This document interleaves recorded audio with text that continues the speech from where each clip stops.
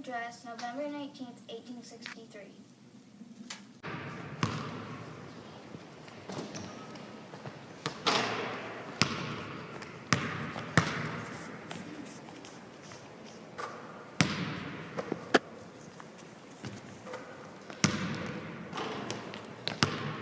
Fourscore and 7 years ago, our fathers brought forth on this continent a new nation, conceived in liberty and dedicated to the proposition that all men are created equal. Now we are engaged in a great civil war, testing that nation and any other nation so conceived and so dedicated can long live.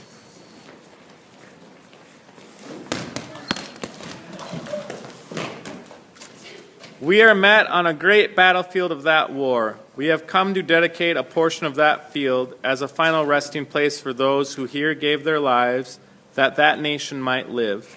It is altogether fitting and proper that we should do this. But in a larger sense, we cannot dedicate, we cannot consecrate, we cannot hallow this ground. The brave men living and dead who struggle here have consecrated it far above our poor power to add or detract. the world will little note nor long remember what we say here, but it can never forget what they did here. It is for us, the living, rather to be dedicated here to the unfinished work which they who fought here have thus far nobly. It is rather for us to be here dedicated to the great task remaining before us. That from these honored dead we take increased devotion to that cause for which they gave their last full measure of devotion.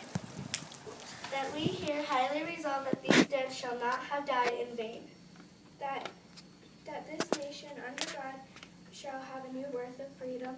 and that government of the people, By the people for the people, shall not perish from earth.